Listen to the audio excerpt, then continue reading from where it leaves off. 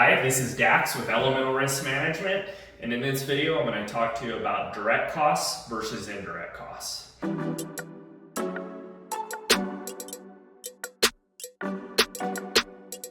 So what are direct costs? Direct costs are all the itemized expenses that you can see in your financial statements as expenses.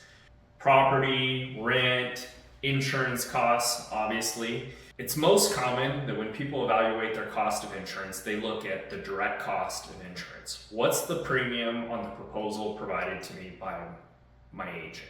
But there's indirect costs of insurance. What are the indirect costs? It's the cost of having your time in meeting with your broker on an annual basis, your time in dealing with claims, your employees' time with dealing with claims, lost time, any type of insurance claim, whether it be workers' comp, a property claim if you have a building fire, an auto claim if one of your employees gets in an accident while driving a vehicle, has an indirect cost. The time spent dealing with it, the distraction from taking away from other things that your business does to generate revenue in dealing with an accident or a fire or whatever the case may be.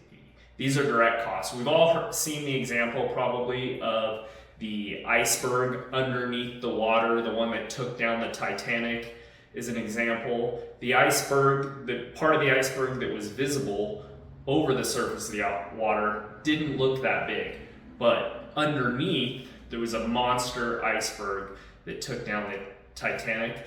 And this is often used as a metaphor for your indirect costs of insurance and dealing with claims, hassles, headaches, pain, and those are definitely something that should be considered, because the person that helps you minimize your indirect costs is your agent.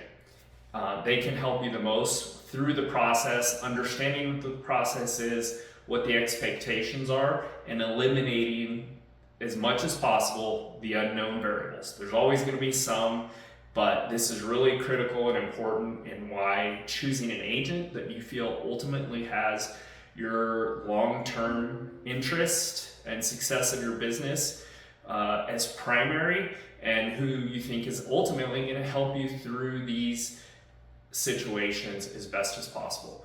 And if that turns out that you feel that that person is us, that agency is us, then we'd love to work with you.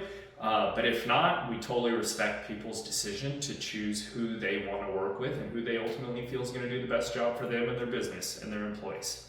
Thanks. Have a good day.